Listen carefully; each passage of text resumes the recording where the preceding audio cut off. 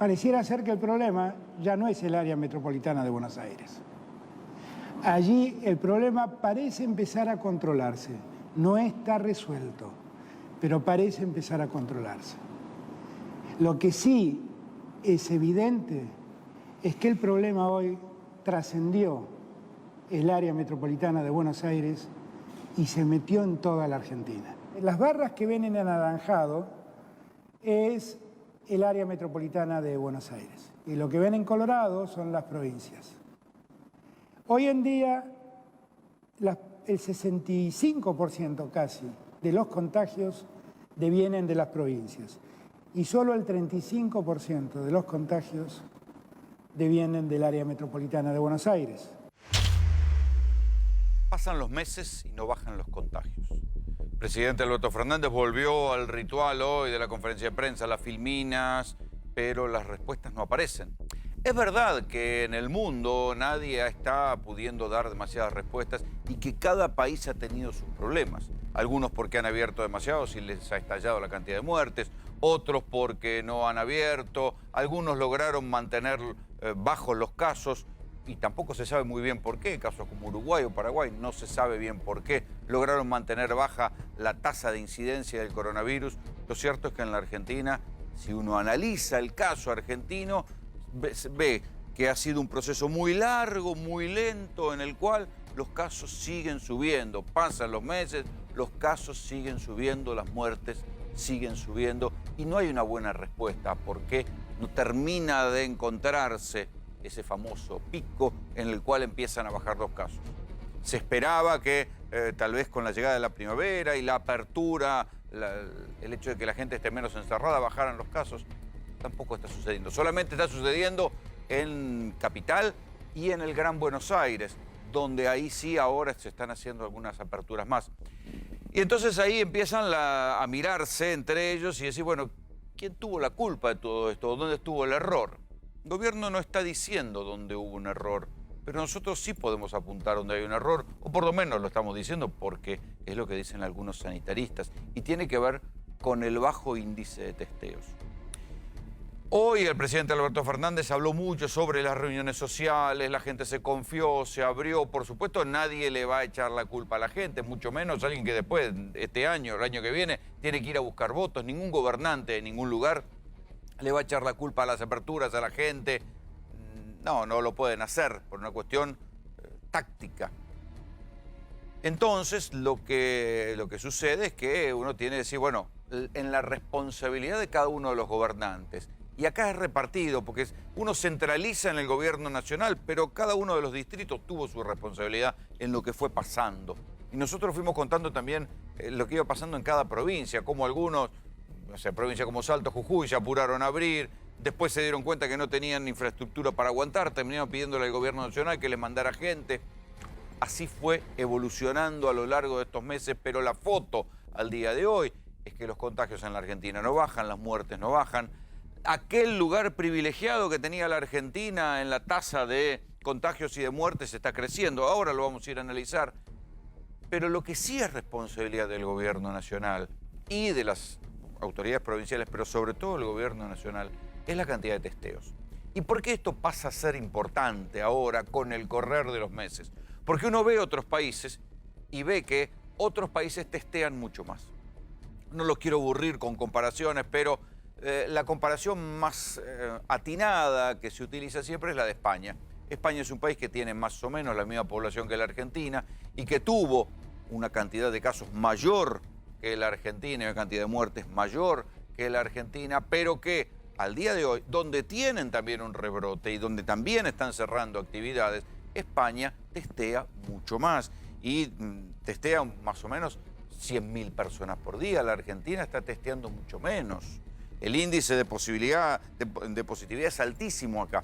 En países como Francia, solamente el 10% de los testeados da positivo. Acá es el 60%, o sea, se testea al que ya casi seguro va a dar positivo. Entonces no se puede saber quién está contagiado, porque ese que está contagiado puede estar contagiando a otro que la va a pasar mal. Eso que se convirtió en una herramienta de detección para saber quién está contagiado, hay que aislarlo y después así bajar la circulación del virus sin necesidad de cerrar, es lo que no se está haciendo en la Argentina. Entonces hoy pasa eso. El presidente dijo, bueno, hay 18 provincias donde hay ciudades, distritos y departamentos que vamos a restringir, vamos a cerrar la canilla del movimiento.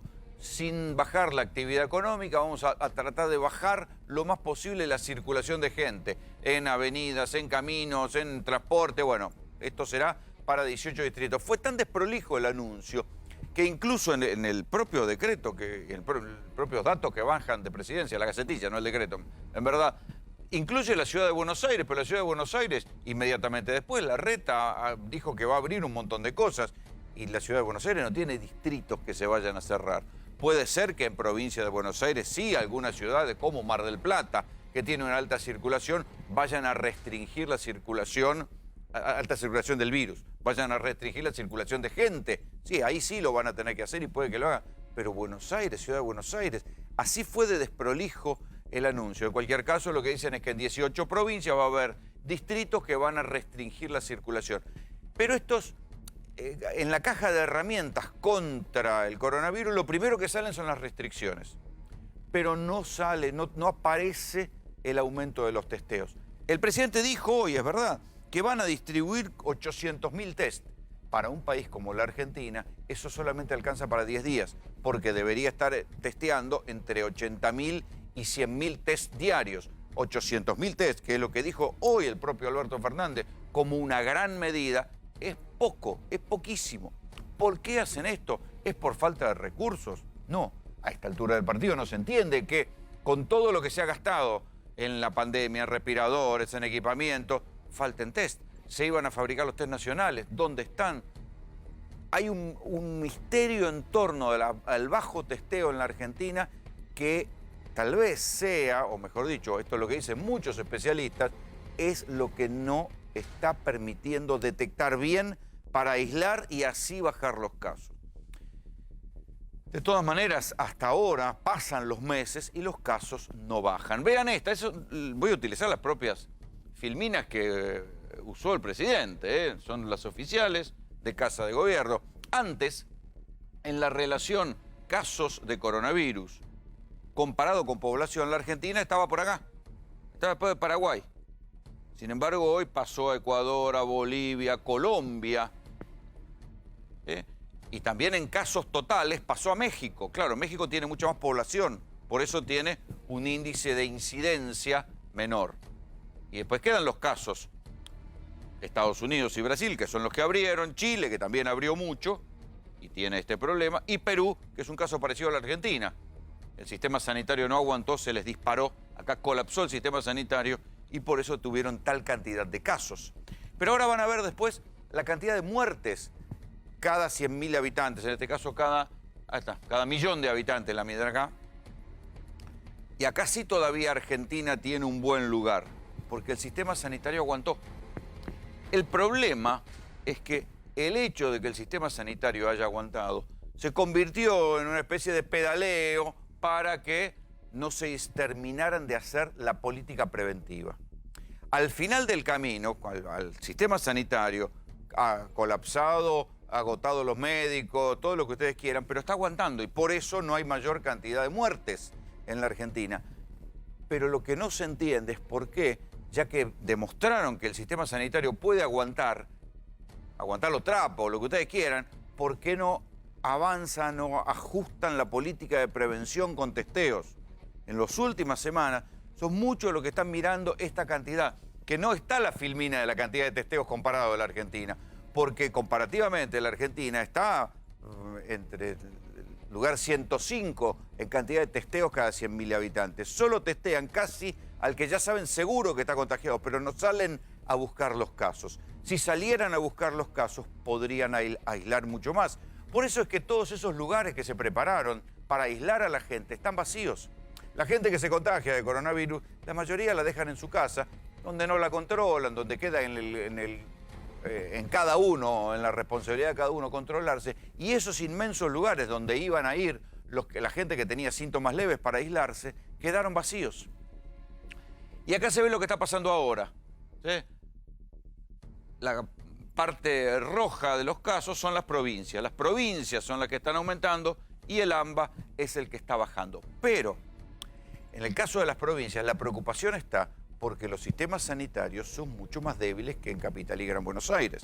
Es verdad que los hospitales del conurbano no son ninguna maravilla, pero vayan a provincias. Hay montones de provincias donde los hospitales pueden ser muy lindos, pueden estar muy bien, muy modernos, muy equipados, según cada provincia, pero no tienen suficientes camas, no tienen suficientes médicos, y ahí es donde viene el problema. Hay otra de las filminas, otra que muestra el nivel de colapso que hay en algunos lugares, ¿sí? Por ejemplo, la ciudad de Rosario se está jugando con fuego. Acá esta no, la otra, la ciudad de Rosario. A ver, acá está. Ocupación de camas UTI.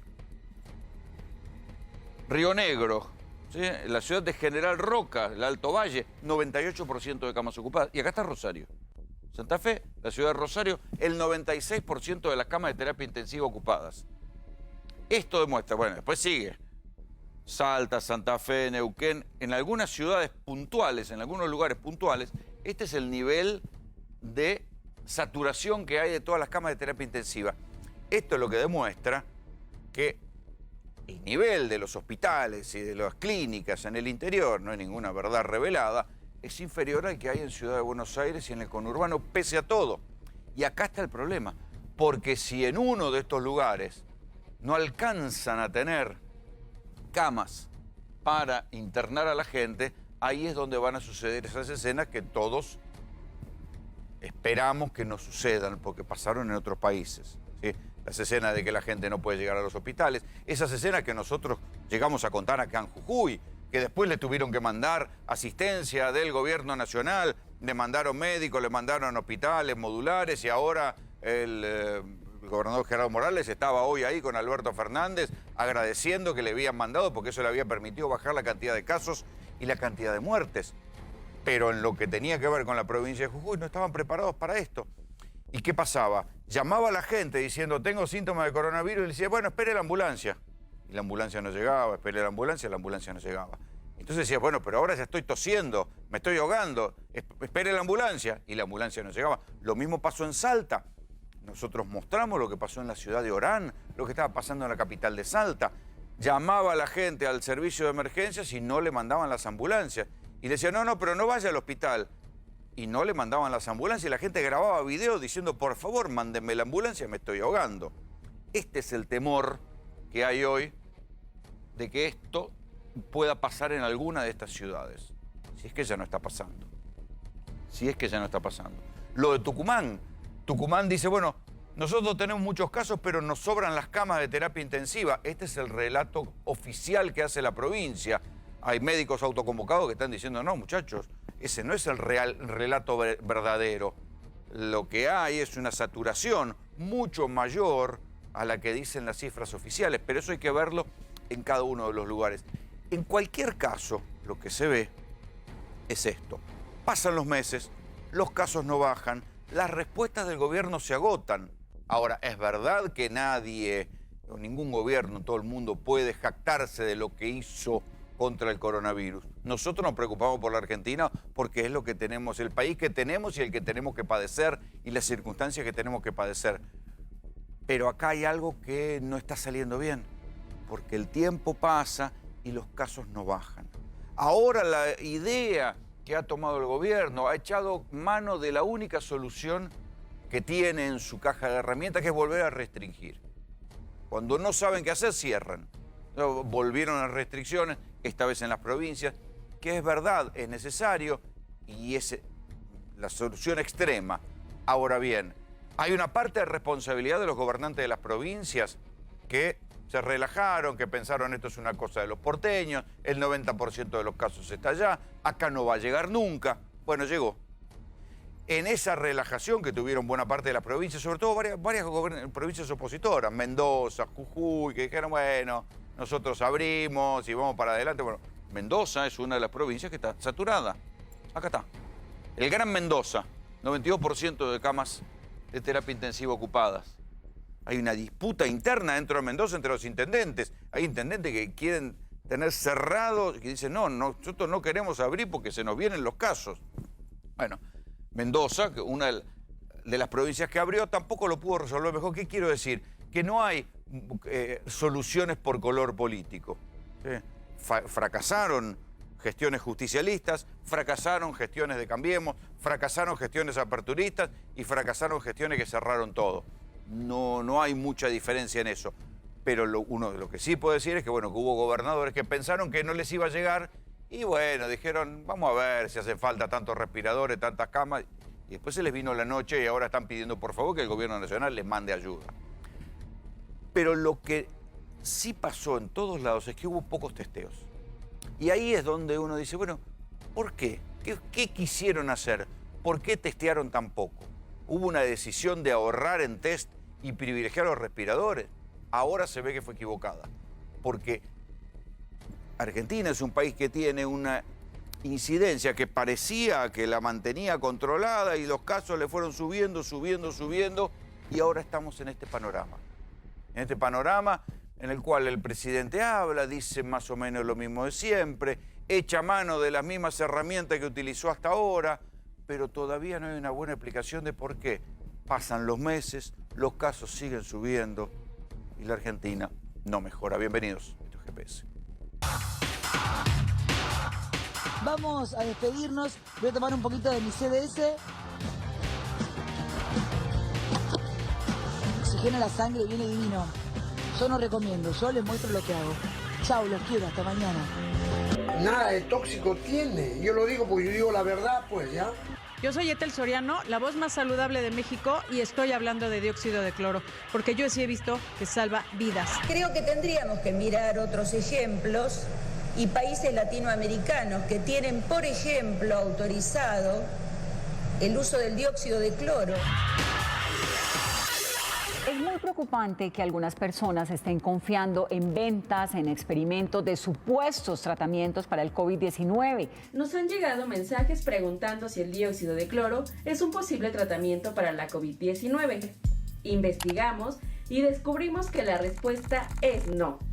Pero no solo eso, sino que ingerirlo con regularidad representa un enorme riesgo para la salud. Mucho cuidado con el dióxido de cloro, que es para desinfectar y no un medicamento. A pesar de las advertencias de las autoridades de salud bolivianas e internacionales sobre el daño que podría ocasionar esta sustancia a la salud, en la ciudad de Cochabamba varios ciudadanos hicieron largas filas para comprar una solución de dióxido de cloro. Hay muchas personas que están haciendo la fila para comprar el dióxido de cloro aquí en la plaza principal de Cochabamba, Bolivia. No es apto para el consumo humano y que puede traer consecuencias graves para el ser humano, para todo el organismo. El dióxido de cloro es señalado por las autoridades sanitarias en todo el mundo como un producto de riesgo para la salud humana. No existe evidencia científica, ni en México ni en el mundo, que muestre que el dióxido de cloro es un producto eficaz. El chiquito de 5 años de Neuquén, que había consumido dióxido de cloro. Las razones de la muerte son compatibles con la ingesta de dióxido de cloro. Creo que tendríamos que mirar otros ejemplos y países latinoamericanos que tienen, por ejemplo, autorizado el uso del dióxido de cloro. El diputado Juan Ameri se hizo célebre por besarle las tetas recién compradas a su señora pareja. Pero la verdad que el diputado Juan Ameri, que fue expulsado como rata por tirante de la Cámara de Diputados, no le hacía mal a nadie. Ahora bien, si los consejos de la diputada del Frade los sigue la Cámara de Diputados, estamos jodidos, porque vamos a legitimar el dióxido de cloro, que es un tóxico que no está siendo investigado en ninguna parte del mundo. Ahora, si este es el nivel de los diputados, insisto, si este es el nivel de los diputados, porque los de Cambiemos se llenaron la boca diciendo, pero Ameri es un kirchnerista, qué sé yo. Esta es de Cambiemos, esta es la mano derecha de Carrió, La diputada del FRA diciendo que hay que estudiar la experiencia del dióxido de cloro, algo que no se investiga seriamente en ningún laboratorio importante del mundo, no figura en los papers científicos. Esto se llama ser una bruta, digamos.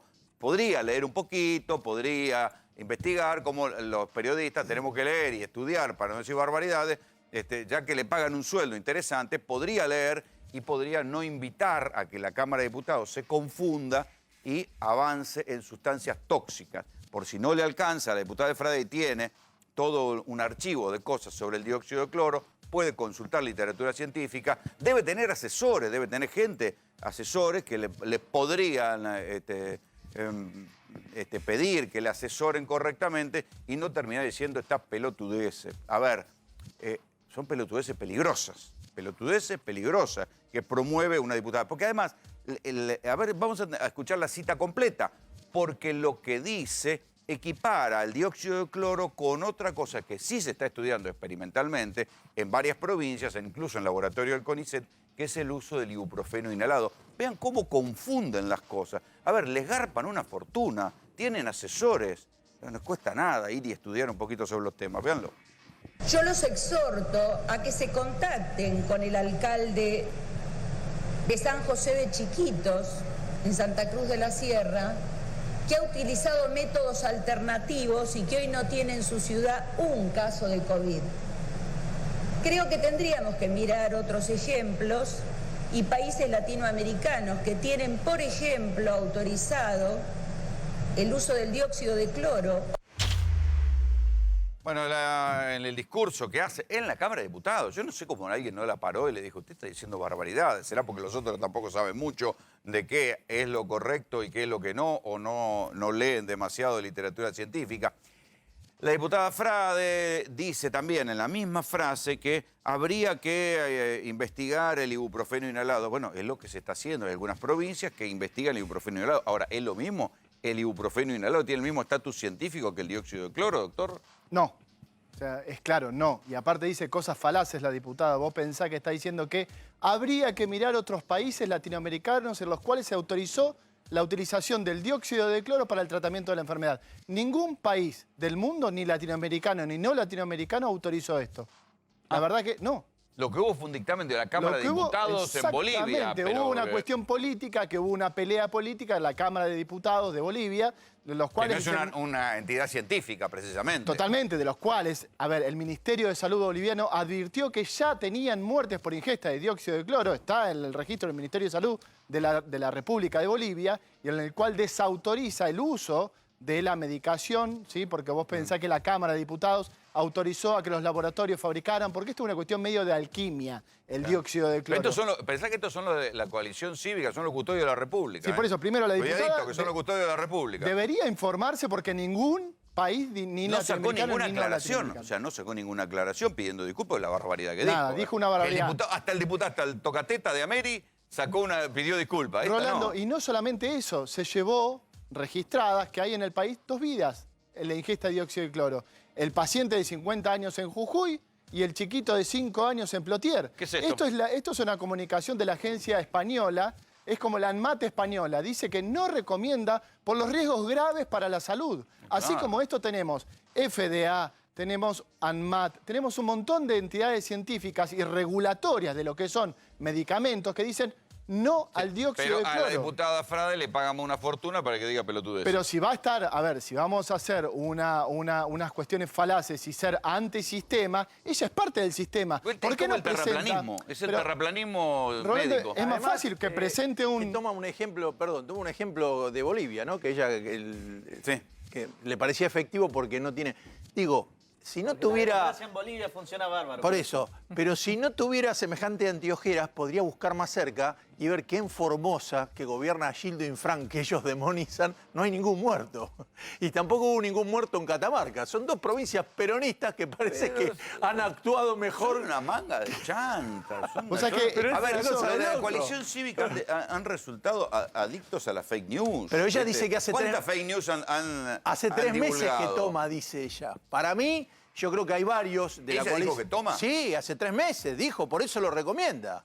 No es por una... Acá se cree que lo hace... hizo la Gran Canosa. Le hizo la Gran Canosa. Lo que pasa es que, ¿qué pasa? Para mí lo toma hace más tiempo y hay más gente en la coalición cívica que toma eso y le hace mal. Porque creo que parte de las reacciones de lo que dicen se fundamenta en que toman dióxido de cloro.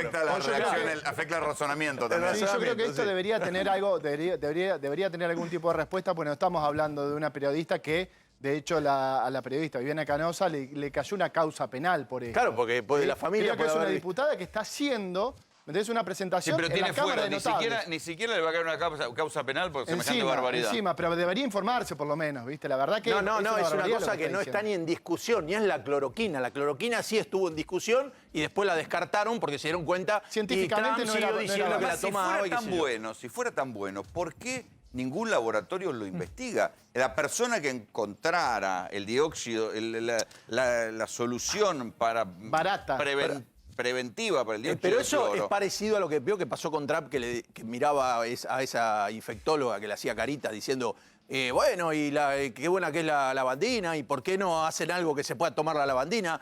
Quizá el dióxido de cloro sea bueno para lavarse las manos. O Es que es para eso. Bueno, y Es una tomárselo, solución es como que blanqueadora. usted vio que me ve con lavandina y yo pongo, bueno, pero a veces me toco un poquito la cara, me limpio cerca de la nariz, pero hasta ahí llego, no me lo tomo la lavandina. Estos muchachos se lo toman al pie de la Pero letra que y se creen lo tomen a la bandina, pero que no igualmente- confundan a la gente. Igualmente, Rolando, permitime, compara con el ibuprofenato inhalado. El Delirio. ibuprofenato inhalado es una molécula que se viene estudiando hace 10 años, se empezó a estudiar para los pacientes con fibrosis quística y investigadores cordobeses que están avalados por el CONICET, por el CEPROCOR, dos entidades científicas reales de la República Argentina, dijeron, puede servir para el coronavirus, empecemos a estudiarlo. Después, por cuestiones políticas, se empezó a frenar un poco, pero ahora se le está dando una chance en muchas provincias y se vio que tiene buena respuesta. Hay investigaciones serias del ibuprofenato. Nada. Investigaciones. Del dióxido de cloro no hay nada. Nada, Solo nada y hay ninguna una diputada presentación. chanta promoviendo su uso Pero en la Cámara de Diputados. Por suerte no le dieron pelota. Pero vamos a hablar de lo que está pasando en la provincia de Tucumán.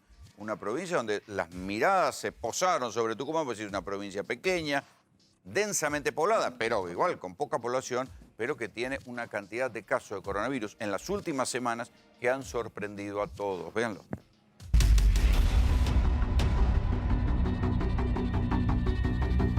Fue el peor mes para la pandemia en Tucumán. Las cifras de decesos mostraron un promedio de 8 muertes diarias en el 9º mes del año.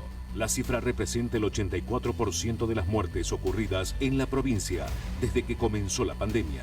Y esto lógicamente repercute en el sistema de salud, en la atención que se brinda a la gente en general y al trabajo que están realizando los hospitales. Y es muy probable que lleguemos al fin de semana sin camas para atender a pacientes COVID. Los sanatorios están cerca del 95% y arriba, por lo menos, en cuanto a la ocupación de camas y en algunos casos, en algunos sanatorios, el 100% de terapias COVID ocupadas. Debido al momento crítico que atraviesa la provincia en el marco de la pandemia, desde el Comité Operativo de Emergencias se analiza intensificar la restricción de la circulación en el Gran San Miguel de Tucumán. Con la curva de contagios en alza, la tensión creciente en las camas disponibles en el sistema de salud.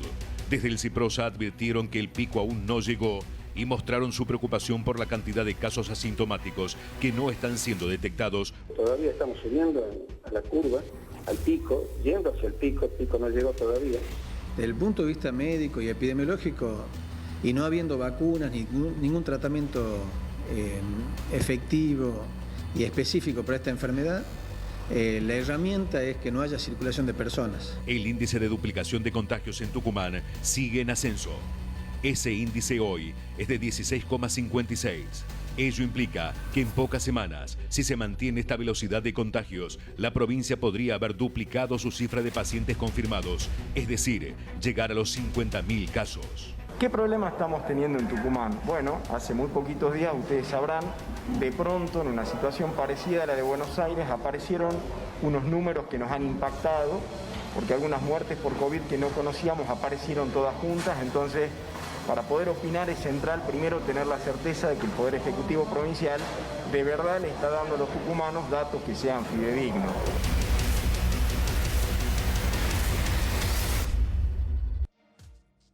Ahí está la cantidad de casos y lo que está pasando en Tucumán. Hay como en todo esto, y uno empieza a sospechar ¿verdad? De las cifras oficiales, sobre todo después del ajuste de los muertos. Dicen, bueno, desde la provincia dicen, no, pero nosotros no tenemos el sistema sanitario saturado, nos sobran camas de terapia intensiva, nos sobran camas hospitalarias, tenemos muchos casos, pero no son tantos. Mariana Romero es periodista, está en Tucumán. Mariana Graña te habla, ¿cómo te va? ¿Qué tal? ¿Cómo estás? Bueno, ¿qué está pasando ahí? Lo que está pasando, bueno, lo han graficado muy bien mis compañeros trabajadores de prensa en el informe que han pasado ustedes, también en cuanto a números, lo que acabas de decir. Ahora vamos un poco a la experiencia que nos da la cobertura de la pandemia, ¿no? La experiencia humana. Me sorprende y mucho que la cantidad de ocupación de camas en el sector público esté cerca del 62-65%. ¿Por qué me sorprende? En el sector privado, ya lo decían mis compañeros, está arriba del 90, 95 y hasta 100%. En el sector privado tenemos todavía camas disponibles, especialmente en unidad intensiva, y el presidente ubicaba ese promedio en cerca del 80%.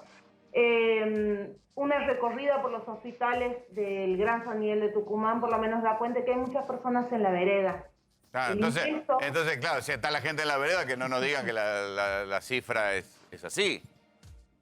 El ingreso es lento al sanatorio, nos ha tocado cubrir ocasiones especiales en las que había personas, incluso me han llamado con la cámara para que yo vaya porque había gente que estaba hace 8, 9, 10 horas con dificultades respiratorias en la vereda, esperando para ingresar, para que lo atienda un médico, para ver si se hacía el hisopado. Entonces, ahí pero si ya tiene dificultades respiratorias.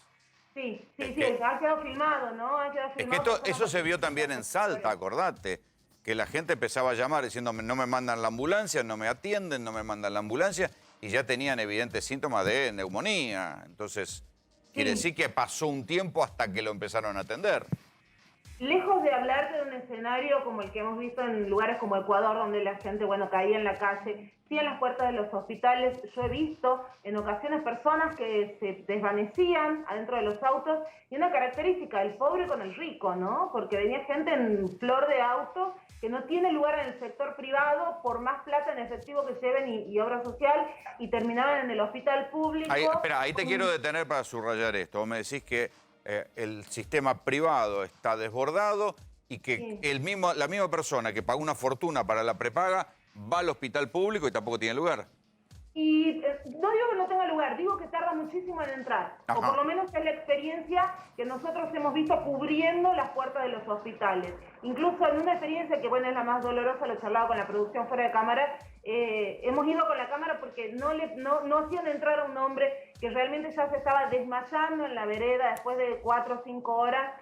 Logramos que entre porque amenazábamos con tener la cámara prendida hasta que entre. O sea, una amenaza. Claro, sí, lo único que entienden, el escándalo. Exactamente, el miedo al escándalo, y entró el hombre y lamentablemente el día siguiente tuve que ir a cubrir su fallecimiento porque sobrevivió muy pocas horas. Entonces hay situaciones que son muy dolorosas. Ojo, con eso yo no quiero infundir pánico, solamente quiero decir... No, es lo que viste. Sí, es lo que vi, hay gente en las veredas, hay días en los que hay menos personas, están habilitando ya carpas y sillas porque antes estaban parados en las veredas, parados, apoyados contra la pared, en medio del sol. Hay gente y hay muchas personas también, viste, que somos periodistas y nos llaman por teléfono y dicen: Mariana, tengo dificultad respiratoria, me dieron 2 o 3 horas de oxígeno con mascarilla y me mandaron de vuelta a la casa, y tienen que volver después a internarse porque están con dificultades respiratorias. Entonces, a mí sí me llama mucho la atención que haya tantas camas disponibles, pero por supuesto esto está muy lejos de ser un análisis científico. Es mi experiencia personal cubriendo. Mariana, ¿y qué pasó para que se desataran los casos? Yo recuerdo que en algún momento hubo mucha presión de los comerciantes para que se abrieran los comercios. ¿Qué pasó con las salidas, con las reuniones familiares? ¿Qué fue lo que desató semejante cantidad de casos en tan poco tiempo? El virus se nos disparó cuando estábamos en fase 5, salvo colegios, boliches y cines, todo era normal acá en Tucumán. Hacíamos una vida absolutamente normal con bares, y en ese momento nos agarró el virus con las costumbres muy, muy relajadas. Acá yo también sí tengo que hablar de la población porque realmente en algunos barrios y en el interior de la provincia las medidas no existen prácticamente. La gente ¿Pero no existen por la pobreza o por el descuido?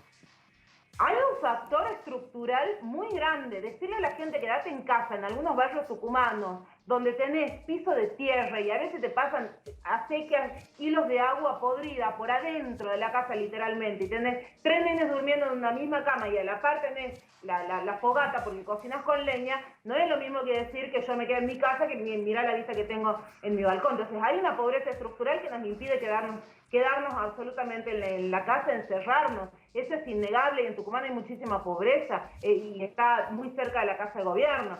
Entonces no es fácil. Sí, y se da la paradoja que el gobernador Juan Mansur fue ministro de Salud, ¿no? Y además es médico sanitarista. Entonces sí, pero vamos, yo de todas maneras no quiero echar toda la responsabilidad sobre el gobierno que ha generado hospitales de campaña, pero sí creo que estamos...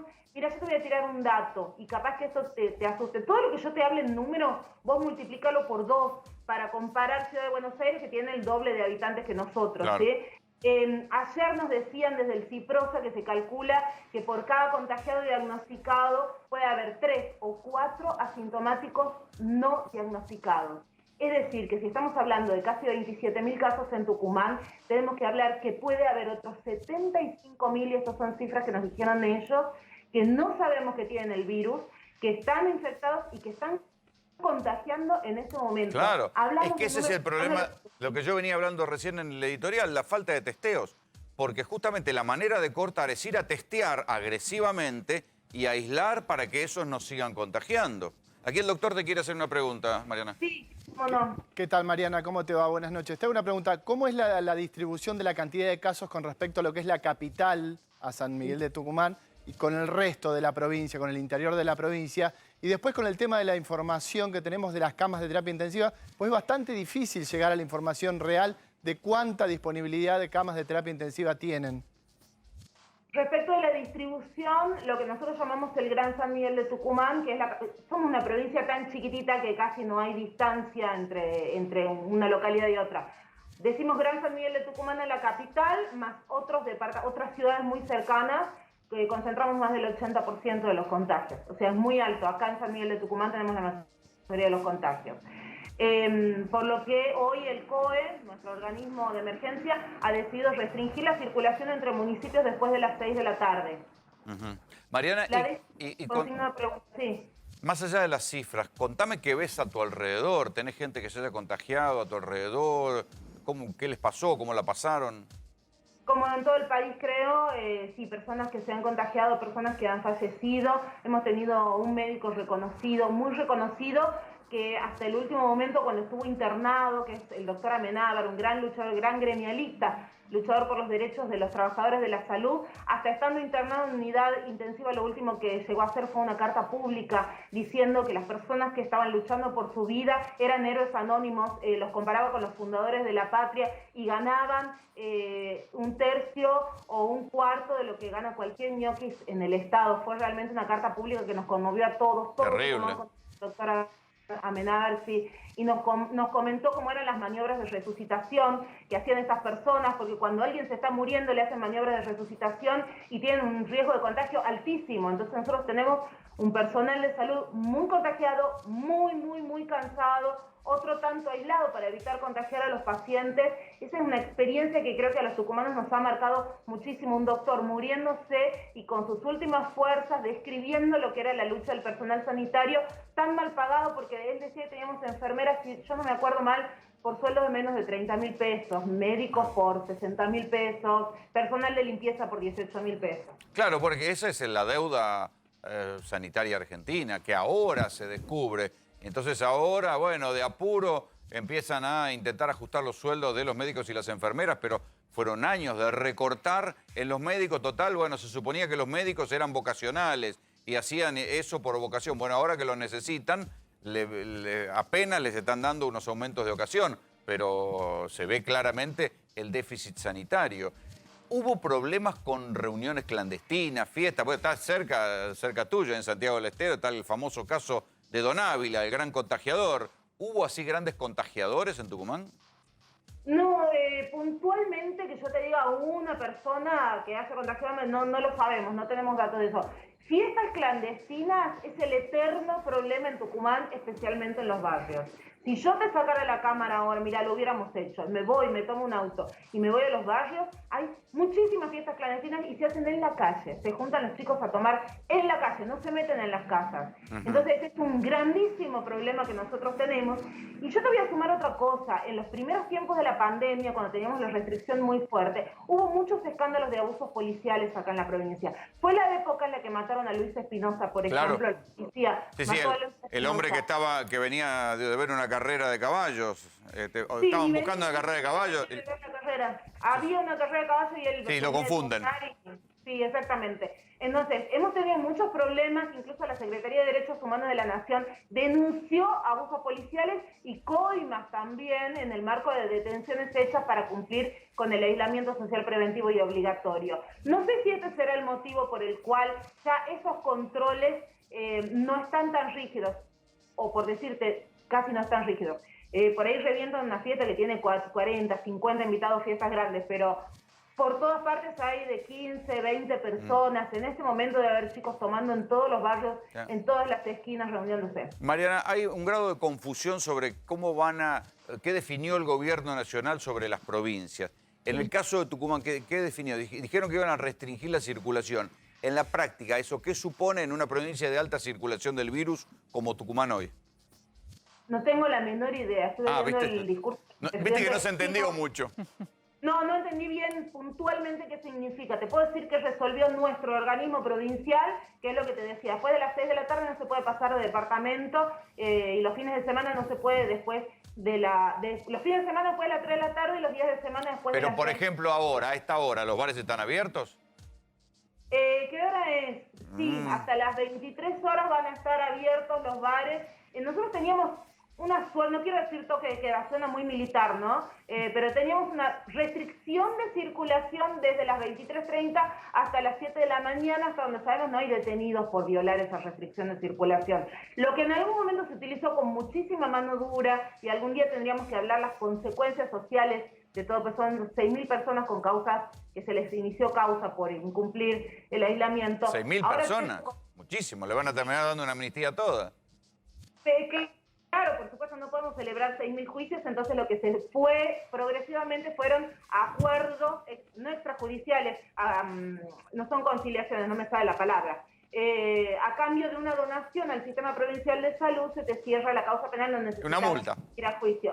Sí, que no es no le quieren decir multa, pero en los hechos, el que se puede librar de esa causa penal es el que tiene la plata para hacer la donación antiprosa. Claro. El que no tiene trabajo sigue con la causa penal y después no puede conseguir trabajo de chofer de colectivo, de chofer de taxi, porque tenés una causa que no la pudiste resolver, no la pudiste cerrar, pero no tenías plata. No se estuvo ofreciendo... Sí, pero esas medidas restrictivas tampoco sirvieron para bajar la circulación del virus. No sabría decirte, porque lo hemos tenido muy controlado durante mucho tiempo. Nosotros, cuando se liberó todo esto, es cuando explotamos de casos. Yo no soy científica, pero en esos tiempos teníamos muy controlado. Teníamos un caso cada 7, 8 días. Llegamos a tener 10, 15 días sin ningún caso. Claro. Ya estábamos muy aislados. Mariana, te agradezco mucho el contacto. Te mando un abrazo. Muchísimas gracias, saludos. Y esto es lo que pasa en la provincia de Tucumán. Otro de los lugares donde están todas las miradas puestas es la provincia de Santa Fe. Ahí está Rodrigo Villarreal. Rodrigo, ¿cómo te va, querido? Hola, Rolo, ¿cómo estás? ¿Todo bien? Bueno, contanos qué está pasando ahí. Porque mira, Rosario está estallado de casos. ¿Cómo? Rosario está estallado de casos. Está estallado de casos con una paradoja. Bueno, hoy se informó 619 fallecidos por COVID en la provincia de Santa Fe. Te doy algunos números, digamos, para después ir realmente al análisis. 59.307 contagios hasta ahora. La provincia de Santa Fe tiene una particularidad, que el 75% de los contagios desde el 19 de marzo hasta ahora recuperaron. Hay un 24% que sigue activo. El 1% de los contagiados fueron, digamos, casos letales. Es el 1% justamente de letalidad. Ahora, la edad que más se contagia va entre 20 y 54 años.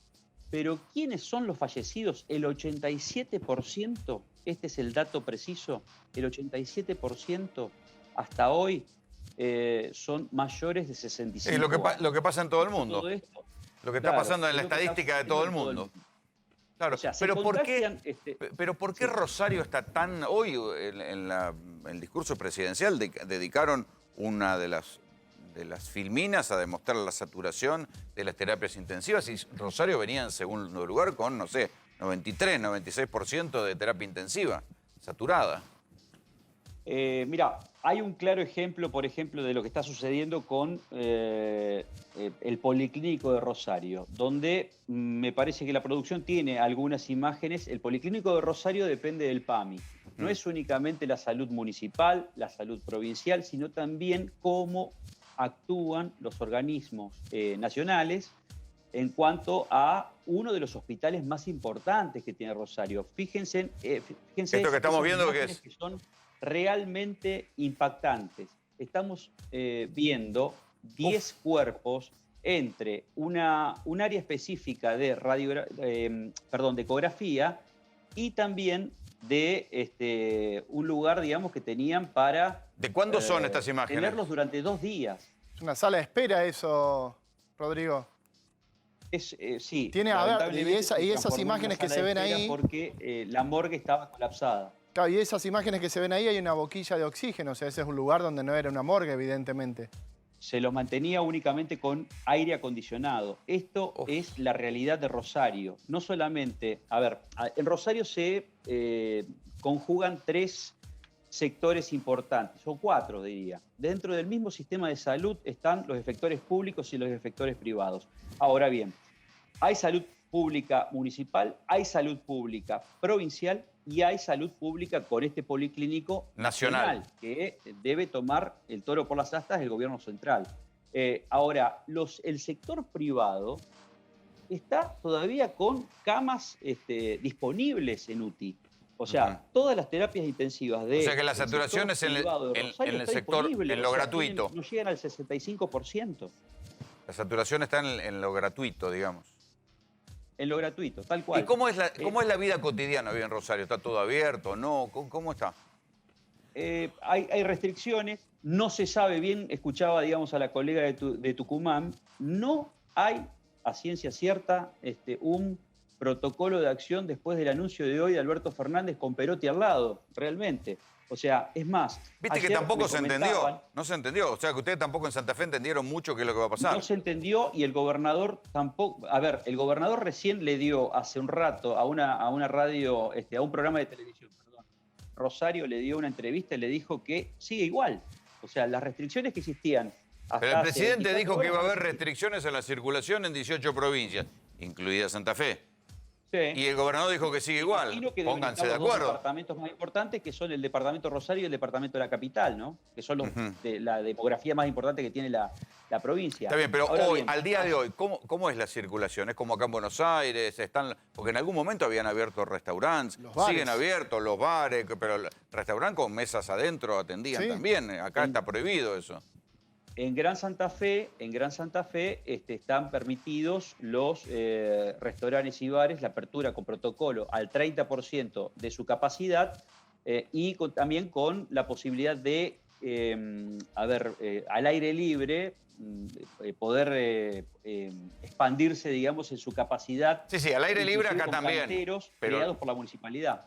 Al aire libre también se puede aquí en Ciudad de Buenos Aires. Lo raro es que se permita adentro. Claro, ¿pero qué? ¿Pueden ingresar la gente y sentarse en las mesas dentro de un ambiente? Sí, anotando, digamos, los datos precisos de la hora que entras, documento, firma y un seguimiento a través del celular. Pero este es el dato más revelador, Rolo. Ayer le comunicaron al gobernador de la provincia de Santa Fe, el grupo de Consejo Consultivo, donde hay exministros de salud de distintas gestiones, que hay 700 médicos en el sur de la provincia de Santa Fe infectados de COVID. Esto es el dato. Ese es el gran problema que vamos a terminar teniendo, Rodrigo. El tema de la saturación va a llegar sobre todo al interior, donde hay una menor densidad poblacional de personal de salud que vaya a atender y que empieza a caer y se empieza a infectar. Tampoco le podés mandar muchos médicos de Buenos Aires porque acá también están... Y acá estamos al límite. Está escaso. Esperá que aquí Cerolini te quiere preguntar algo, Rodrigo. ¿Qué tal? ¿Cómo te va? Bueno, yo creo que Rosario fue uno de los lugares donde se probó el sistema de la frazada corta, ¿no? Que por abrigar la cabeza se destaparon los pies y se armó el desastre, porque la idea era seguramente reactivar la economía y abrieron rápido y teniendo la provincia de Santa Fe la misma cantidad de habitantes que Uruguay y la misma cantidad de contagiados, pasaron a como están hoy y Uruguay sigue con la misma cantidad. Mi pregunta es, ¿los contagios se sabe dónde se producen? ¿En la ciudad de Rosario? Es decir... Alberto Fernández lo dijo. Alberto Fernández lo dijo cuando vino a Rosario justamente a presentar con Ginés González García el plan Detectar y le dijo a Perotti, encárguese de la seguridad, pero asumió como responsable por el problema que existía en el AMBA de justamente, digamos, los límites que existen entre el sur de la provincia de Santa Fe con provincia de Buenos Aires y por lo tanto la circulación que había. Se retrasó muchísimo la posibilidad de restricciones de circulación que tomó la decisión Perotti 4 meses después de que arrancó la pandemia.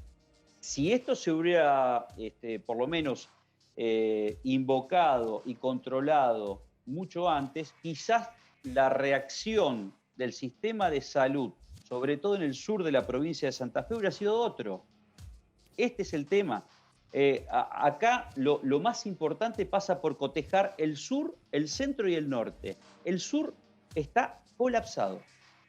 Colapsado. Hay 700 médicos contagiados. ¿Y quién norte de la fue el provincia que calculó mal ahí? ¿Qué fue? ¿La relajación de la gente, la relajación de los intendentes, la relajación de la provincia? Los idas y vueltas. Los idas y vueltas. Cuando no tenés una brújula, vas sobre prueba de error. Eso es lo que sucedió a nivel nacional y directamente repercutió en Rosario, que es 1.300.000 habitantes, digamos, dentro de Acordate Rosario. cuando Santa Fe se jactaba de que tenía menos casos cada millón de habitantes que Uruguay. Uruguay, lo que sí lo claro, dijeron. tiraron todo por la borda. Y que Córdoba también tenía menos. Es decir, ahora, ¿cómo? Perdón, se fue la voz, ¿no? Se quedó sin audio, sí. No, a mí me interesaría ver el tema de cómo influye el tema de que hay dos partidos, porque uno es a nivel provincial, que es Perotti, y la ciudad la maneja alguien que fue aliado de Juntos por el Cambio. Yo creo que me parece que ahí la cuestión partidaria es un factor menor, porque lo que tiende a pesar es la presión social. Entonces me parece que tanto los intendentes, se está viendo en Mar del Plata, a Montenegro le abrieron los telos. Le abrieron los telos, los gimnasios, y le dijeron, ¿sabés qué? Bien, Te abrimos pero los telos. después se tuvo que ver la foto y con la cantidad. no pudo ir a clausurarlos. Pero tiene la plaza, ahora tiene la playa Bristol llena de banderas de gente que murió. Digo, es una cantidad de muertos. Exacto, la foto hoy de Playa Bristol. Una banderita por los 400 muertos en Mar del Plata. Pero pareciera, es que esta es la otra cosa, la negación social. Hay una presión de los tipos que dicen, bueno, pero cuando hay, yo creo que hay una cuestión que influye distinto cuando hay partidos que se enfrentan. Entonces uno no quiere quedar como el malo de la película y yo te cerré a vos, y lo que pasó un poco con Alberto y el jefe de gobierno de la Ciudad de Buenos Aires, Rodríguez Larreta, de que uno quería hacer como la avanzada, el otro no lo quería cortar. Hay un símbolo muy importante. Hoy estaba Alberto Fernández, fue albertismo explícito, bien diferenciado de lo que es el kirchnerismo, puso a su lado a Gerardo Morales, alguien del PRO, un opositor, puso a alguien de su partido y puso a alguien de un partido provincial. Gutiérrez de Neuquén. Bien. Y ahí tenés, y mostrando las tres caras de lo que él quiere mostrar, y diciendo, bueno, también vamos a tratar de que no se caiga la economía, una de cal, una de arena, vamos para adelante. Porque en el fondo dijo eso también. Sí, pero se le va agotando el libreto. Porque una cosa era decir eso en marzo y otra cosa es decirlo 6 meses después. Rolando, pero se le pedía que abra la economía. Donde abrieron la economía terminó explotando. Entonces, no podés hacer las dos cosas a la vez. O te pones un poco más rígido, lo que sí realmente... O lo que se empieza a ver y discutir es lo de los testeos. Exactamente, claro. Lo que pasa, Vos querés abrir, tenés que testear. Es capacidad de reacción del gobierno que evidentemente no está entendiendo que donde tiene que poner más allá de los respiradores, ahora que el sistema soporta, que los médicos toleran la embestida del virus, es en detectar los casos asintomáticos para evitar que los sintomáticos entren en terapia intensiva. Vos fíjate que el único índice que nunca bajó y que se duplicó en el último mes fue la ocupación de terapia intensiva por pacientes COVID. Hoy estamos en casi 4.100 personas, casi el 40% de la cantidad de camas totales de la República Argentina de camas de terapia intensiva. Pero espera, algo más. La OMS dice que la pandemia va a estar controlada cuando la tasa de positividad te dé menor al 5%. Y acá está dando el 60%. España tiene el 10%. Y nosotros en el acumulado, con los 2.200.000 testigos que tenemos hechos hasta la fecha, tenemos el 40% de positividad. Perdónenme, yo creo que influye mucho qué es la política y cuáles son las pautas que vos das desde el gobierno. No, estábamos hablando recién de Tucumán. A mí en Tucumán inicialmente me había asombrado la baja cantidad de contagios, porque hace poco estuve y la cantidad es una provincia, como dice usted, superpoblada, mucha gente en la calle. Y se veía, por las imágenes que yo veía de Tucumán, seguía bastante activa. Digo, esto en algún momento no se va a complicar. Bien. Y entonces hablamos el tema, como la periodista recién decía, el tema de la pobreza, que la gente no se aguanta en las casas. Más pobreza que Formosa, aunque mejoró bastante, no hay. Si usted conoce Formosa, es gente muy humilde y producen poco y todo. Lograron avanzar, pero es una provincia pobre. Y no tiene muertos. Y tiene bajos contagios, porque las pautas fueron muy rígidas. Entonces, o haces una cosa o no la haces. Si la haces en el medio, después no se sabe cómo atajarla. Vamos a hablar con Gabriela Piovano, es médica, infectóloga, amiga de la casa, pese a que nos peleamos de vez en cuando, pero ¿estás contagiada de coronavirus, querida? Sí, mi amor. ¿Qué te pasó, vieja? ¿Y qué me pasó? Trabajo con esto. Ya sé, pero te pegó fuerte, porque a mí tengo una teoría peregrina y es que, no sé por qué, pero a los que están, a los médicos, a los enfermeros, les suele pegar más fuerte. ¿A vos cómo te pegó? No, yo hasta acá estoy con una gripeciña. No te bolsonarices, no. No, para nada. Para nada. Vos fijate lo que pasó hoy, digamos, yo no leo solamente que Alberto puso ahí a gente de otro color político porque es amplio, sino porque les hizo dar la cara con la gente. O sea, Morales Solá tenía que dar la cara y admitir que se equivocó.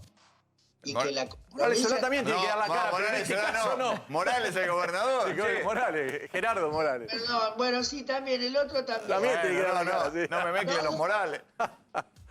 Morales Solá, que viene gobernando la Argentina y ahora está enojado porque no, pero bueno. Al margen de eso, vamos a ponernos un poco serios.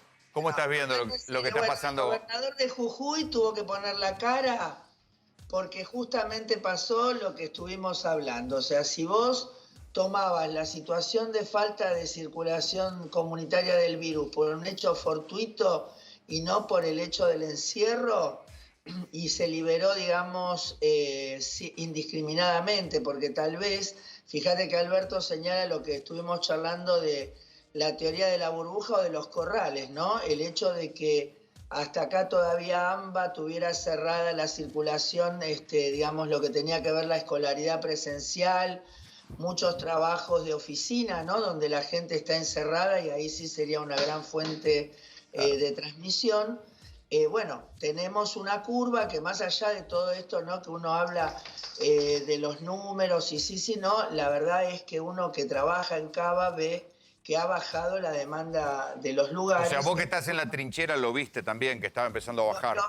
Lo veo. Pero ¿sabés qué veo también, Horacio? Que cualquier cosa. Hoy estás mal con los nombres, vieja. El coronavirus. Te agarró el coronavirus, ¿qué pasa? Pero no te afecta el cerebro, che. Indudablemente. Bueno, no, lo que quiero decir, Rolando, es que por eso ahora a mí me da mucho miedo si basados en Cava, en el AMBA, en esta estabilidad, empezamos a rifarla también, ¿no es cierto? Porque... ¿Vos decís por las aperturas que se anunciaron hoy en Ciudad de Buenos Aires? Sí, porque evidentemente, vuelvo al punto, o sea, acá estamos muy cerca de alguna solución como sería lo de la vacuna, que cada día, fíjate, ya estamos a menos de 3 meses que se terminen los estudios fase 3, y entonces estamos muy en ese punto, inclusive porque no sé no sé si logísticamente no van a terminar necesitando traer gente, como dicen, de Santa Fe o de Entre Ríos a Cava. Entonces, en serio, rifar, para mí es rifar, porque si estás viendo que los demás países que abrieron la escolaridad presencial tuvieron que volver para atrás, países más... Para vos la escolaridad presencial sería un error, entonces. Para mí sería un error enorme que no creo que tengamos que pagar en este momento. Por lo mismo que te digo, si estamos hoy con una situación más estabilizada, con un estallido que todavía no va a terminar, porque vos fijate que hoy el presidente se le escapó de decir vamos a cerrar para que los médicos descansen. Los médicos no vamos a descansar, porque por más que vos cierres, los lugares van a seguir ocupados y la gente progresivamente igual va a enfermarse. Entonces, el hecho de si hoy se cierra el interior, el alivio se va a ver por lo menos de acá a 2 o 3 semanas. Y entonces creo que acá lo que tenemos que... Bueno, me pareció bien esto, ¿no? De que se asuma entonces que hay un error que se cometió, que bueno, ya está. Sí. Y se te ve bien, ¿eh? Pareces Trump. Por el flequillo de... No, por el coronavirus, digo. Y el mismo color de pelo. Así porque en 3 días ya estoy bien. Claro, ¿te diste la de Trump? Viste, Trump porque le dan cosas distintas que a todos nosotros. Bueno, ahora contame, ¿qué síntomas tuviste? Mira, yo empecé, lo que me llamó la atención fue un fuerte dolor en la nuca, en la espalda, a la altura de los hombros y fiebre. O sea, yo creo que ahí era el síntoma mío cardinal para decir, bueno, esto es más raro. Y después un estado nauseoso, vómitos. Al otro día tuve de nuevo fiebre, diarrea. ¿Tuviste todo? Lo que nosotros llamamos hiperestesia cutánea. O sea, me dolía cuando, por ejemplo, bañarme en la piel. Y bueno, y ahora 2 o 3 días después perdí el olfato y el gusto. Sí, o sea que... ¿Y cómo te estás cuidando? Y estoy en casita. ¿Qué, pero tomás paracetamol nomás o no tenés nada más? Tomé ivermectina y estoy tomando ibuprofeno. Perdón, ¿se puede saber, tenés idea de cómo te contagiaste? ¿De dónde fue el lugar físico donde podés haber tenido el contacto? Bueno, lo paradójico es que yo trabajo en terapia intensiva, ¿no? Dentro de la sala con pacientes con COVID, donde obviamente ingresás con todo el protocolo del EPP, etcétera. Pero en este caso estoy segura que fue hablando con un familiar, justamente de un paciente internado, ¿no? Donde estuvimos mirando algunos estudios, más allá de que estuvimos con el barbijo puesto, pero bueno, tenés ahí otra cercanía y al otro día esta persona empezó con síntomas y a los 2 días la hisoparon y le dio positivo. Gabriela, te hago una consulta. ¿La ivermectina bajo qué protocolo la estás tomando? Porque no es un tratamiento muy popular. Mira, en este momento nosotros a todos los pacientes con cuadros moderados se le inician 2 dosis de ivermectina. ¿Qué es la ivermectina? Seré curioso. A veces se me ponen a hablar en médico, viejo. Es nasal. Es nasal, No. como un spray, ¿no es? No, la ivermectina es un antiparasitario.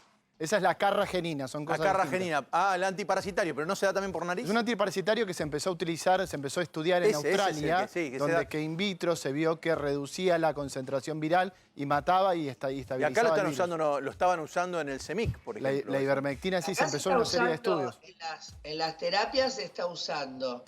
Se usa la ivermectina, después si hay imágenes de neumonía, das los tratamientos de la neumonía grave, que son la amoxicilina clavulánico y la claritromicina. Y bueno, después si estás en algún protocolo, sí puedes tener remdesivir, tener interferón, pero eso ya es. Yo la verdad que tengo, la tomografía mía está limpia por ahora, así que no haría falta. Bueno, doctora, le agradecemos el contacto, cuídese. A ver si cuando estés curada te tenemos por acá, si nos seguimos peleando un rato. Dale, pero te debe levantar el rating también. Eso, muy bien. Le mandamos un beso, cuídate. Está más sedada, la dejó más sedada. Claro, puedo decir que la dejó mansita. Mansita, el coronavirus la dejó mansita. A la doctora Piovano. Vamos a hablar con otro doctor amigo de la casa, el doctor Luis Cámara. ¿Está por ahí, doctor? Sí, acá estoy sentado. Bueno, ¿cómo ves los anuncios? No, de alguna manera nosotros generamos fuerte presión. Hay un grupo dentro del COE hace como 15 días que venimos hablando del tema, que era estrictamente necesario que muchas provincias, de acuerdo a la velocidad con la que estaban teniendo los casos, tenían que volver a fase 1, si no el costo en vidas humanas y en sí, pero ojo que cuando vos hablás, es muy grande. Pero está bien, pero eso es lo que dijo Alberto, pero cuando recién estábamos hablando con periodistas en Santa Fe, Tucumán, y los gobernadores medio que le están esquivando el culo a la jeringa, que no mucha restricción no quieren hacer, Bueno, pero por lo menos nuestra misión es decir lo que tienen que hacer, independiente de si lo pueden o no, si quieren, si la gente soporta. Traten de entender que, digamos, en muchas provincias no tuvieron las restricciones que hemos tenido nosotros. Así que, digamos, no podrían venir y decir estamos agotados psicológicamente, como es un argumento que existe acá en Cava. No pueden tener ese argumento. A mí no me lo pueden decir. Queda claro que están agotados psicológicamente, no me lo pueden decir. Entonces, de repente hacer por sectores, por grupos, porque además estas especies de cuarentenas parciales vamos a tener que aprender a hacerlas por la convivencia que tenemos de ahora en más con el virus. Sí, pero ¿qué es lo que se está haciendo en Europa en la segunda ola, no? Claro. Ya no es que entra en cuarentena todo el país ni una autonomía. Se tiene que ir hasta por barrios, para tener el menos costos posible para los que están bien, digamos, ¿no? Ser lo más quirúrgico posible, disecar la situación, por así decirlo. Tenemos que prepararnos a eso, porque la convivencia con el virus larga, y pese a que se habló ahí recién de la vacuna, tenemos bastante tiempo para que nos vacunen. O sea, cuando decís la convivencia con el virus es larga, estamos hablando de eso que llaman la nueva normalidad, que es habituarse a convivir con el virus a como de lugar, con alguna cosa que se abre y a veces se cierra. Con la menor carga posible, ahí yo coincido perfectamente con la doctora Piovano, que nosotros todavía tenemos en el AMBA, estamos un poco mejor, que no circule la idea de que estamos bien y que ya fue el virus. No, acá en el AMBA no fue, estamos con 6.000 y pico de casos de lo que se descubre, si uno testea más, hay el doble, o triple. ¿Por qué se está testeando tan poco, Luis? Porque ahí la dificultad es operativa, eso lo dije siempre al principio, es muy difícil, solamente un día llegamos a 30.000 testeos en todo el país, tenemos un límite que es difícil que pasemos de ahí, por otro pero lado... eso es plata, ¿qué tiene que ver? ¿Plata, laboratorio, qué es? Eso es, no sé íntimamente, pero yo digo que testear es complicado, armar una unidad de testeo es muy complicada, es compleja, la gente tiene miedo, conseguir los voluntarios no es fácil y además es una cuestión operativa, una cuestión económica y de difusión, por eso que tenemos dificultades y habría que ir a testeos más inteligentes, digamos, a un poco lo que dice Fernán Quiroz, lo venimos diciendo varios, donde uno presume que va a haber mucho virus y no un testeo a todo el mundo, digamos, porque es virtualmente imposible, es imposible, además, o sea, uno tiene que manejarse con una cierta limitación, es lo que ha pasado. Obviamente que cuanto más testeo hay es mejor, pero... ¿Te asustan o te preocupan las aperturas que se anunciaron hoy en Ciudad de Buenos Aires con el estado que está hoy la cosa? Sí, a mí me preocupan, todas las aperturas me preocupan, no por el hecho que haya aperturas en sí, es porque la gente tiende a como que a no tener una conducta acorde a la situación. Queda como que si me abrieron que yo puedo ir a tal lugar, es como que la situación ya pasó. No pasó, tenés que ir a tal lugar pero con mucho cuidado. Y ese concepto todavía no lo tenemos internalizado. O sea que es una cuestión más psicológica, de cuando se abre... Es psicológica, conductual, lo que acaba de decir, porque escuché gran parte del programa de la periodista que hizo una descripción en Tucumán perfecta. Y además, vamos a un ejemplo, cada 2 por 3 hay un pueblo que explota, ¿no? Una ciudad chica que explota. Claro. Cuando uno hace un interrogatorio, no sé, una ciudad de 50.000 habitantes, 10 muchachos hicieron un lío, también hicieron una mateada, asado, qué sé yo, y terminamos con 200 casos, 4 o 5 muertos, ambulancias a otra ciudad, sufrimiento de todo el...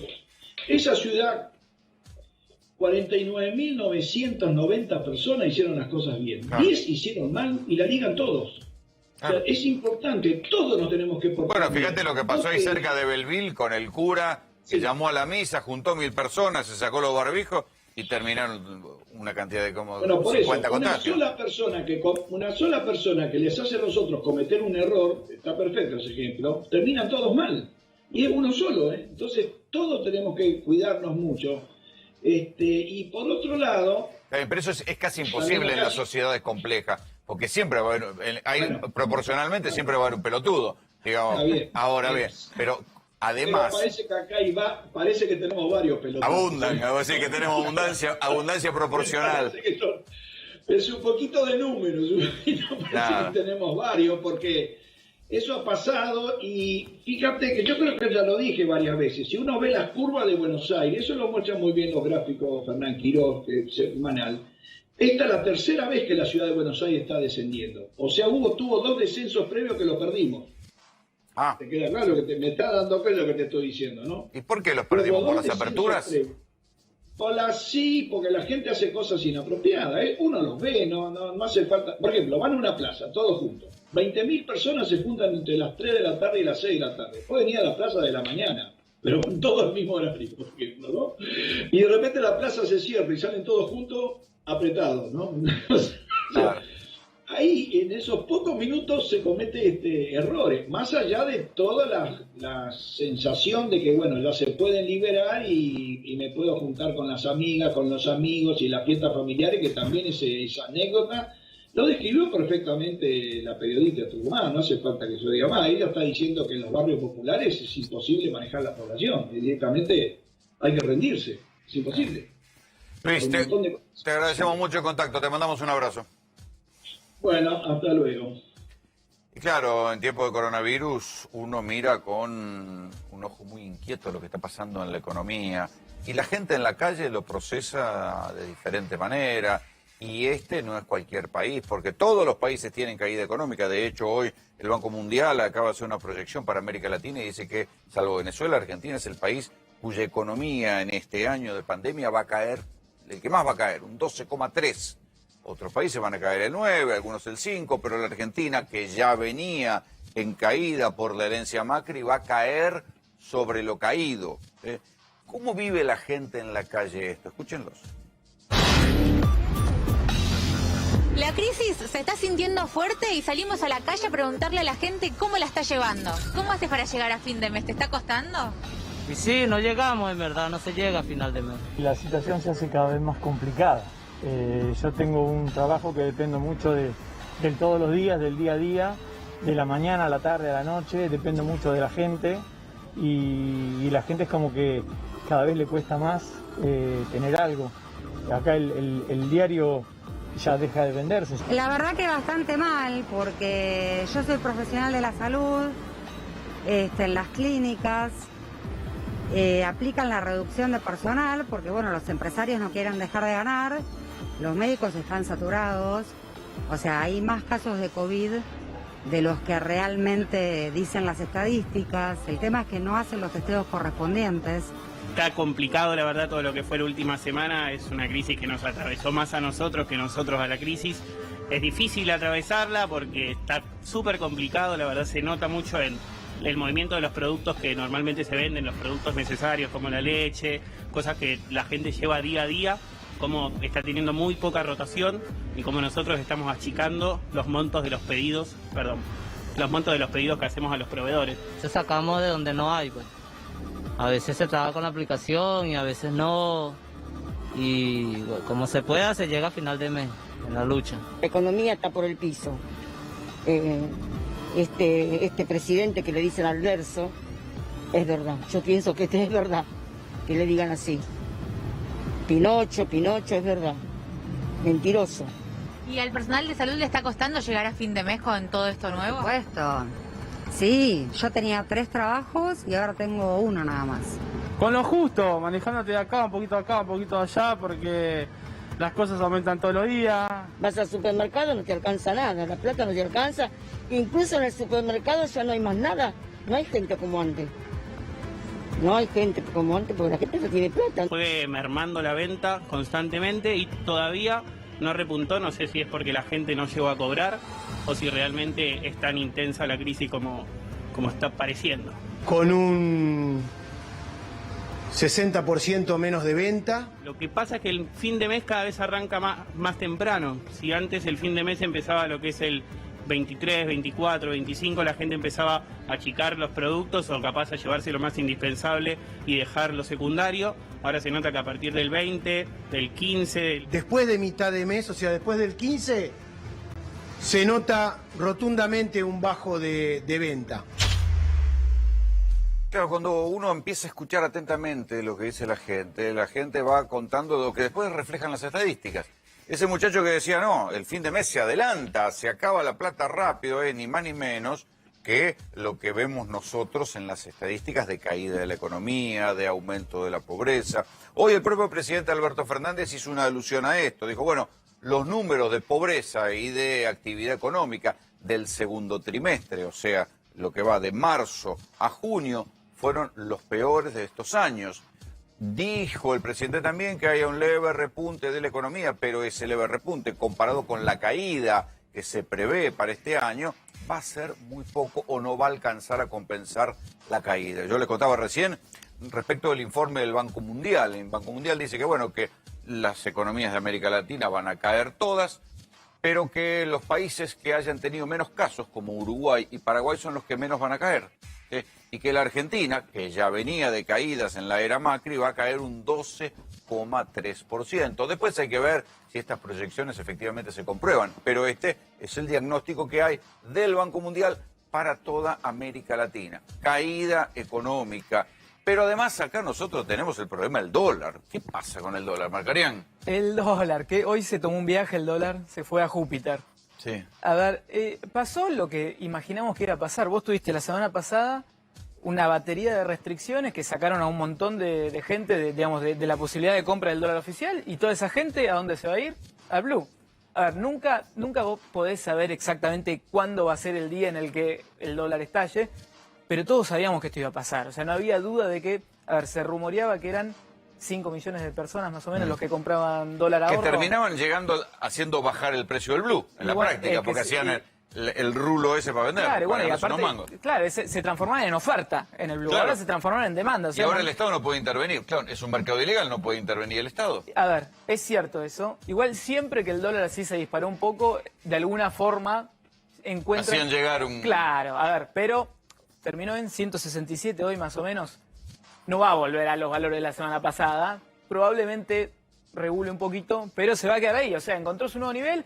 Lamentablemente, todo como consecuencia de las últimas medidas que se tomaron en estos días. Vamos a preguntarle a alguien que está en Cámara de Diputados, pero que cuántas veces le hemos ido a preguntar por qué subía el dólar. Carlos Heller, Graña te habla, ¿cómo te va? ¿Cómo te va, Rolando? ¿Qué decís? Buenas noches. Bien. ¿Cuál es tu mirada sobre lo que pasa con el dólar? O en todo caso, ¿por qué todo el mundo está tan enloquecido con el dólar blue, no? ¿A cuánto está la cocaína? No, bueno, sí, ya sé. Está bien, es un mercado ilegal. Pero, claro, pero ustedes... Yo estoy en una visión absolutamente diferente. Pero la cocaína no es moneda de curso legal. Y el dólar blue tampoco. Pero es la moneda que la población elige para ahorrar. No, no es cierto, es una mentira. Mirá, el problema de la Argentina es que hay 40 y pico % de pobres. El problema de la Argentina es que hay 13 y pico % de desocupados.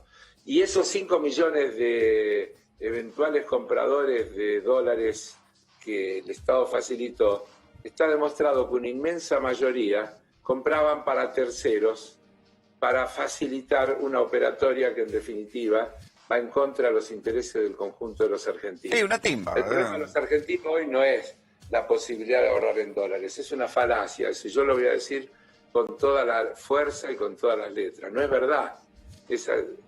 El comercio exterior argentino está manejado con el tipo de cambio oficial y todas las operaciones de importaciones y exportaciones que la Argentina hace se hacen con ese tipo de cambio. Por lo tanto... O sea, vos decís que entonces el precio del dólar blue no debería incidir en la vida cotidiana de la mayoría de la gente. No debería, pero incide porque se crea una situación, yo no me chupo el dedo. Perdón, ¿hace cuántos años venimos diciendo lo mismo? Que el dólar blue no debería incidir en los precios y sin embargo siempre incide. No, Mirá, porque Pratgay pensaba que no incidía. Bueno, pero por eso digo, ¿hace cuántos años que nos venimos equivocando con lo mismo? Escuchame una cosa, lo que vos estás diciendo es lo que dijo Pratgay en el 2016, cuando dijo, no, ya está, los precios ya están incididos. No, yo estoy diciendo justamente lo opuesto, que obviamente que el dólar blue va a impactar el precio. Si sucede lo que vos decís, mi amigo, va a haber una brutal inflación en la Argentina, los salarios van a valer aún menos, la gente va a estar peor, va a aumentar la pobreza, va a aumentar la indigencia y todo va a ser peor. No se puede manejar la economía desde ese punto de vista. No hay ninguna razón. El tipo de cambio oficial es altamente competitivo. Yo te lo puedo demostrar. Pero Carlos, una cosa es el tipo de cambio del comercio exterior y otra cosa es el tipo de cambio al cual el ahorrista puede acceder. Estamos hablando de dos cosas distintas. ¿En cuántos países vos creés que la gente ahorra en monedas de otro país? ¿Y en cuántos países tenés 50% de inflación? En la Argentina no tenías con la política anterior 50% de inflación. Carlos, más de 2%. El parámetro mundial de inflación es 2%. 2. Que hay que defender. Mirá, todas las cosas que se hacen con ese criterio que vos estás diciendo terminan en contra de la gente, indefectiblemente.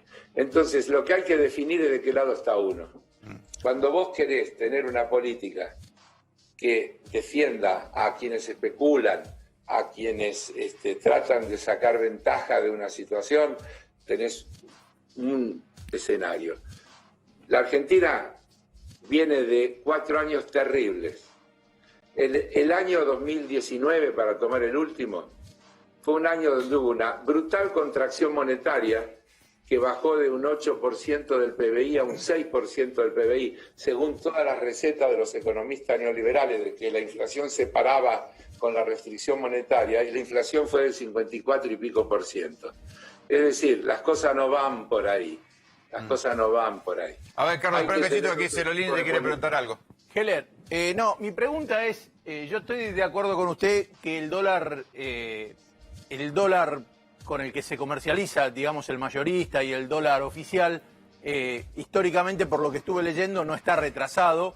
Y es más, desde que llegó el gobierno, se devaluó, la corrección de precios fue más que la inflación. Es decir, que no me parece que esta idea de que tienen que haber una mega devaluación tenga asidero alguno.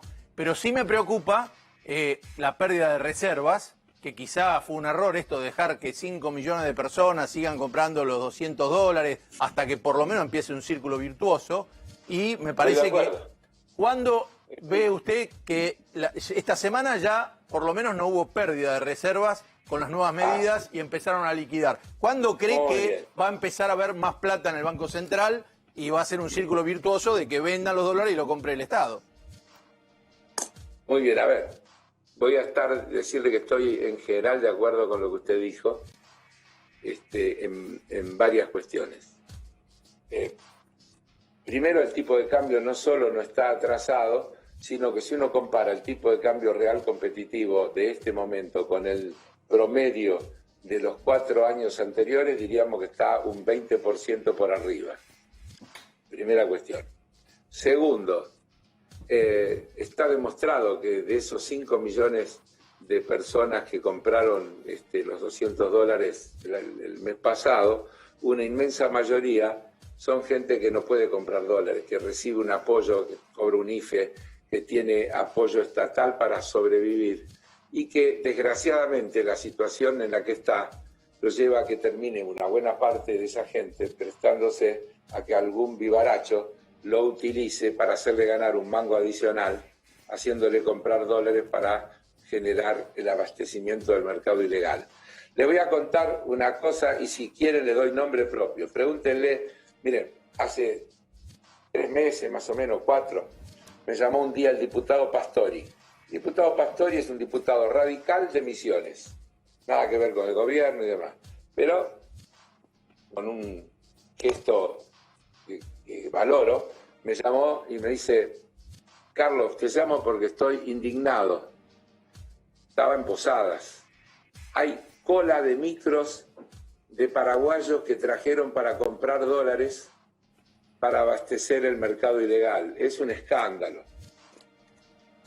Yo colgué con él, lo llamé a Pese y le conté lo que me acababa de decir Pastore, el Banco Central modificó una norma y dijo $200 pueden comprar solamente los residentes. No puede ser que traigan gente de Paraguay a comprar dólares, es una vergüenza. Un disparate, sí.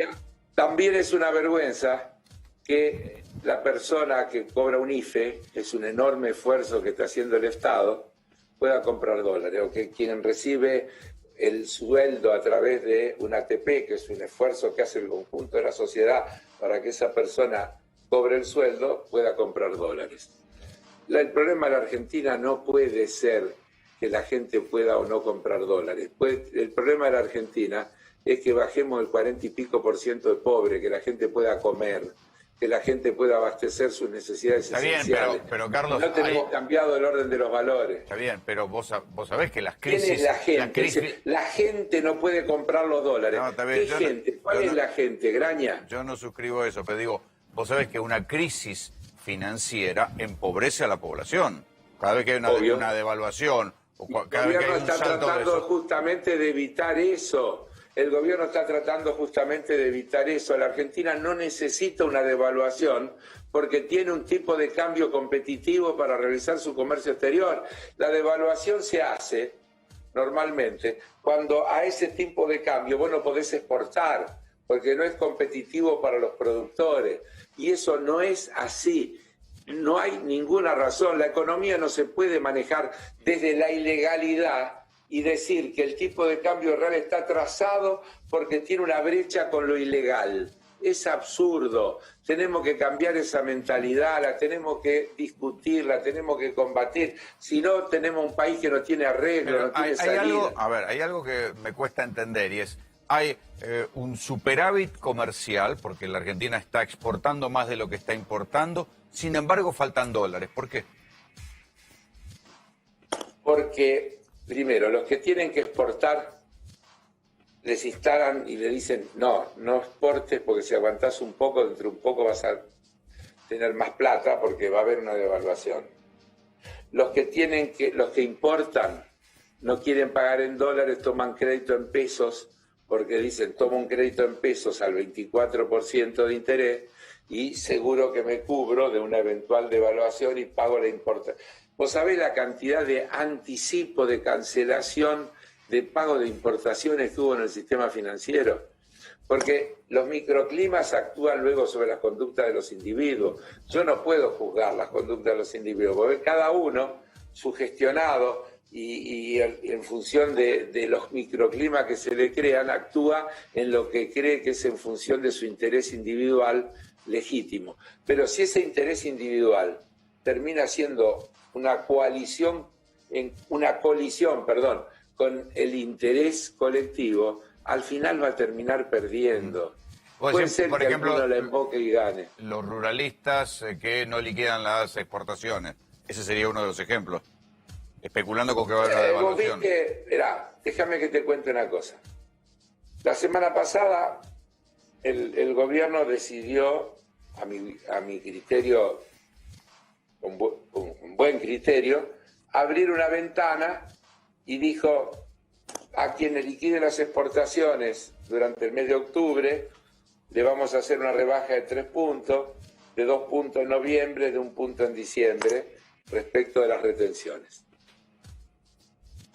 Eso se dijo el jueves o el viernes. El lunes los diarios titulaban a 4 columnas: fracasó la decisión del gobierno, no hubo liquidación. No había sido publicado en el boletín oficial la noticia. Técnicamente no podían comprar, claro, no podían vender. Sí. Hoy la noticia es que en los últimos 2 días hubo $500 millones de liquidación de exportación, es decir, que alguna reacción hubo. Yo no sé si la medida va a tener todo el éxito. El gobierno toma medidas y después mide si le resultan y si funcionan y si alcanzan o si no alcanzan.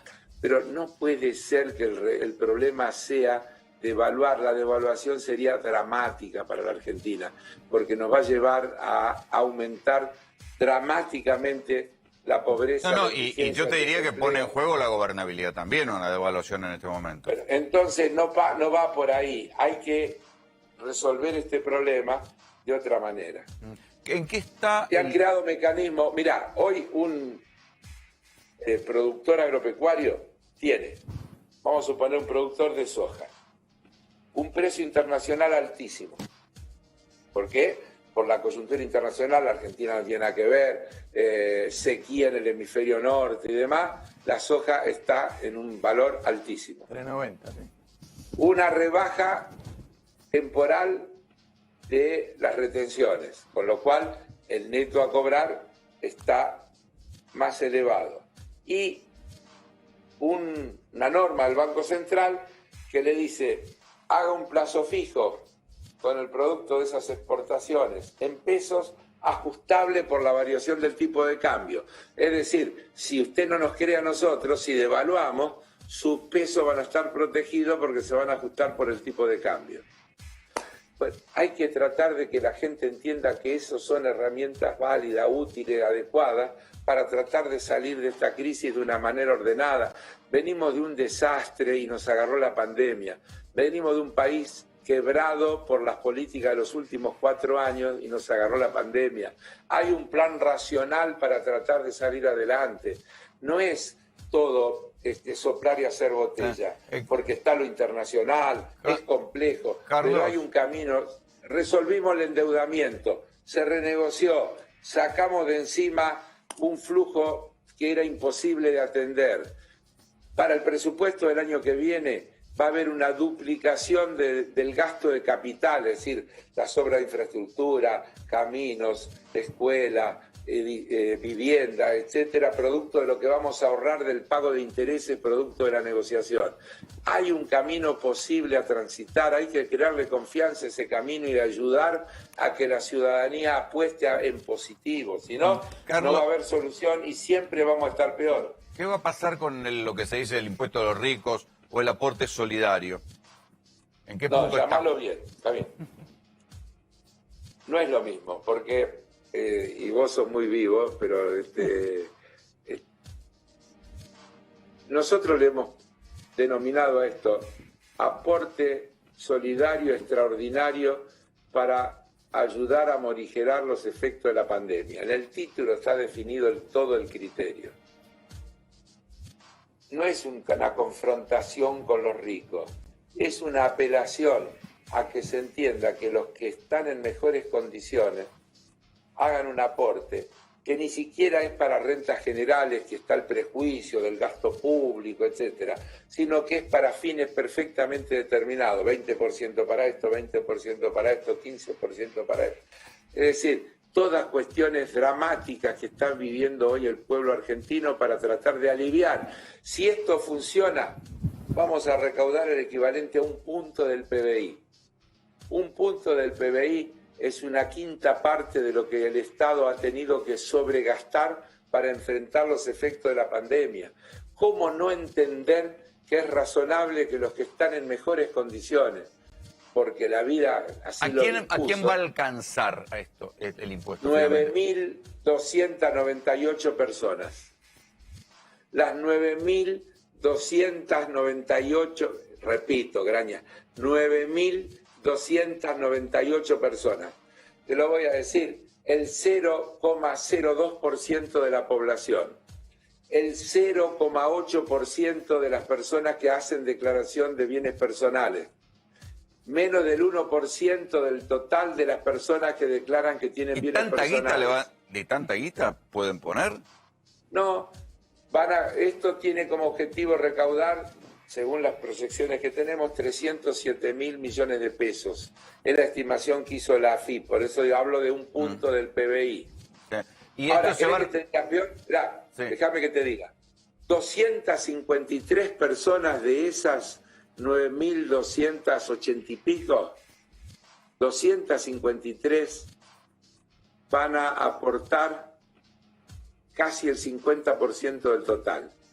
Y 656 personas van a aportar el 60% de lo que pensamos que se puede recaudar con este aporte. Entonces, no hay razón para no aceptar esto en esta crisis como un aporte extraordinario, por única vez. ¿Es por única vez o se repite el año que viene? No, está clarito. A ver, cualquiera puede decir cualquier tontería. El aporte se llama aporte solidario extraordinario por única vez para contribuir a paliar los efectos de la pandemia. Y punto. Esto es eso.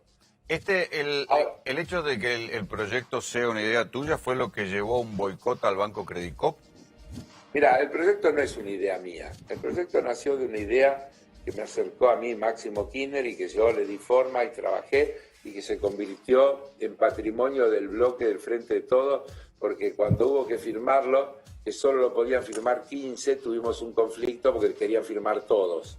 Así que no es un proyecto mío. Yo en todo caso me encargué de darle... En la Comisión de Presupuestos. Sí. Lo del boicot que vos hablás es una muestra de la irracionalidad de ciertos sectores de la Argentina.